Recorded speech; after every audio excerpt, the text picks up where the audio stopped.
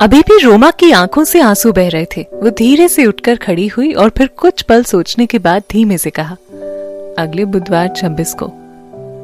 तो तुमसे यूसुफा ने मेरे सारे काम रिजेक्ट करवाने के लिए कहा है? टीना ने कहा। हाँ, तो अभी तक मेरे पास जितने भी क्लाइंट्स के ईमेल आए हैं उन सभी को सबूत के तौर पर सेव करके रखो। मुझे ये सब अगले बुधवार को चाहिए। टीना ने रोमा को ऑर्डर दिया। अगर तुम में जरा सा भी दिमाग है तो तुम्हें समझ आ गया होगा कि तुम्हें किसके ऑर्डर फॉलो करने चाहिए, मेरे या फिर यूसुफा के। वैसे भी यूसुफा अब कभी इंटरनेशनल स्टेज पर नजर नहीं आने वाली है। टीना की बातें सुनने के बाद अब रोमा को समझ आने लगा था कि आखिर क्यों यूसुफा की मुश्किलें अब बढ़ती जा रही थी और टीना फिर से मॉडलिंग इंडस्ट्री में वापसी करती जा रही है। दरअसल यूसुफा लोगों के आगे खुद को असहाय और कमजोर दिखाकर सिंपैथी लेने की कोशिश कर रही थी, जबकि टीना यूसुफा के दिए हुए धोखे से सबक लेकर खुद को दोबारा से इस इंडस्ट्री में स्थापित करने में लगी हुई थी। अब रोमा को भी ये महसूस हो गया था कि उसके लिए टीना के साथ रहना ज्यादा फायदेमंद होगा। उसने टीना की तरफ देखते हुए कहा, मैं तुम्हारी पूरी मदद करूंगी। टीना ने अपना सिर हिलाया और वो कमरे से बाहर जाने लगी, लेकिन तभी उसे कुछ याद आया और वो वापस लौटकर रोमा के पास आई।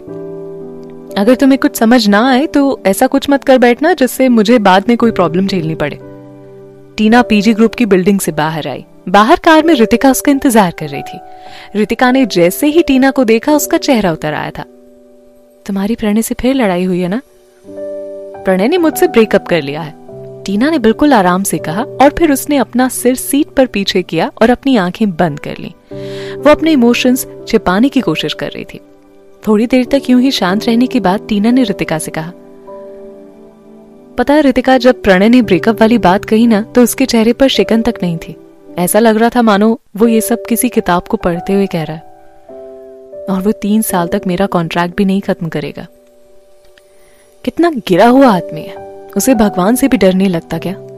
रितिका ने टीना को अपने गले से लगाते हुए कहा, तुम अब किसी को भी कभी खुद को इतना यूज मत करने देना।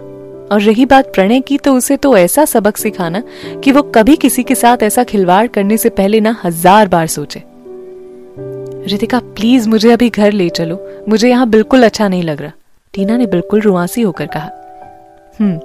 तुम आराम करो, हम घर ही जा रहे हैं, रितिका ने कहा। टीना को पता था कि प्रणय को मैं कुछ भी कह दूं, लेकिन वो मुझे उस घटिया इवेंट में जाने से नहीं रोकेगा। बल्कि अगर यूसुफा ने उसे कुछ और पट्टी पढ़ा दी तो वो इससे भी गिरी हरकत कर सकता है। इन सब से बचने के लिए मुझे खुद ही कोई ना कोई रास्ता ढूंढ कर निकालना होगा, ताकि इंडस्ट्री में मेरी इमेज अच्छी बनी रहे। रणविजय को घर आते आते रात के 8 बज चुके थे। घर में घुसते ही उसे काफी सन्नाटा सा पसरा मिला। उसे लगा कि टीना भी घर नहीं आई है, लेकिन जैसे ही वो अपने बेडरूम में पहुंचा, वहां टीना को चुपचाप लेटा देख उसे अंदाजा लग गया कि उसका आज का दिन अच्छा नहीं गया है। जैसे ही रणविजय बेड पर जाकर टीना के करीब बैठा, टीना ने तुरंत ही उठकर उसे अपने गले से लगा लिया। तुम्हें अगर रोना आ रहा है तो रो लो, इससे तुम्हें अच्छा फील होगा, रणविजय ने टीना के कंधे पर थपथपाते हुए कहा। रणविजय की बातें और उसका केयर करने का तरीका टीना को बहुत अच्छा लगा, लेकिन उसने खुद को संभालते हुए कहा, रोना? मैं ऐसी फालतू चीजों के लिए नहीं रोने वाली रणविजय, मैंने तुमसे वादा किया था ना। इट्स ओके, तुम रो सकती हो, यहाँ तुम्हें मेरे अलावा और कोई नहीं देख रहा।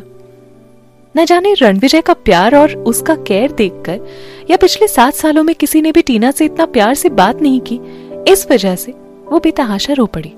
रणविजय के कंधे पर सर रखकर वो तब तक रोती रही जब तक कि उसके सारे आंसू खत्म नहीं हो गए। जब वो रोकर शांत हो गई, तब रणविजय ने उसकी तरफ देखते हुए कहा, आप ठीक हो? टीना ने रणविजय को अपनी बाहों में भर लिया। तुमने अभी तक कुछ खाया नहीं होगा ना, चलो मैं कुछ बना देती हूँ। रणविजय ने बिना कुछ कहे धीरे से अपने होठों को ले जाकर टीना के होठों पर टिका दिया और उसे चूमने लग गया। इस वक्त वो टीना को अपने प्यार की गहराई का एहसास कराने की कोशिश कर रहा था। दोनों ने एक दूसरे के होठों को बड़ी शिद्दत से चूमना शुरू कर दिया। इस वक्त दोनों एक दूसरे की सांस की गर्मी को भी महसूस कर रहे थे। टीना, इस बात से ना कोई फर्क नहीं पड़ना चाहिए कि तुम खुश हो या नाराज हो, लेकिन मैं चाहता हूँ कि तुम्हारे हर एक मूड के बारे में ना सबसे पहले मुझे पता हो। मुझे इस बात से कोई फर्क नहीं पड़ता कि बाहर लोग तुम्हारे बारे में क्या कहते हैं, क्या सोचते हैं। मैं बस इतना चाहता हूँ कि तुम जब भी मेरे सामने आओ ना, तो एकदम सच्ची बन के आओ। जो तुम रियल में हो बस वो बन के आओ। हम दोनों को एक दूसरे के साथ इसी तरह से रहना चाहिए, हमारे बीच कुछ भी छिपा हुआ नहीं होना चाहिए। रणविजय ने टीना के आंसू पोंछते हुए कहा, और हाँ, मैंने कल ही तुम्हें किचन में काम करने से मना किया था, अब तुम किचन में नहीं जाओगी। जैसे ही टीना ने देखा कि रणविजय उठकर जा रहा है, उसने उसे पकड़ लिया और खुद को उसकी बाहों में छुपाते हुए कहा, I love you, I love you, please मुझे छोड़ के मत जाना, मुझे गले से लगा लो, मुझे किस करना है तुम्हें। टीना ने रोना बंद कर दिया था। फिर उसने अपने ऊपर से कंबल हटाया और वो रणविजय की गोद में जाकर बैठ गई। बाद में दोनों ने साथ में डिनर किया और फिर साथ में ही शावर भी लिया। इसके बाद रणविजय बेड पर बैठकर कुछ डॉक्यूमेंट्स पढ़ रहा था। वहीं उसके बगल में टीना लेटकर सोने की कोशिश कर रही थी, लेकिन न जाने क्यों आज उसे बिल्कुल नींद नहीं आ रही थी। क्या हुआ तुम्हें? रणविजय ने टीना की तरफ देखकर पूछा। मुझे नींद नहीं आ रही, क्या तुम मुझे कोई बुक पढ़कर सुना सकते हो? टीना ने कंबल के अंदर से बोला। टीना सिर्फ रणविजय के आगे अपने इमोशंस नहीं छिपा सकती थी, यहाँ तक कि वो रितिका के आगे भी अपने इमोशंस छुपा लेती थी। रणविजय के आगे वो बेहद मासूम सी हो जाती थी, वो चाह कर भी अपनी भावनाएं नहीं छिपा पाती थी। ठीक इसी तरह रणविजय भी टीना के आगे वैसा नहीं रहता जैसे कि लोग उसे बाहर जानते हैं।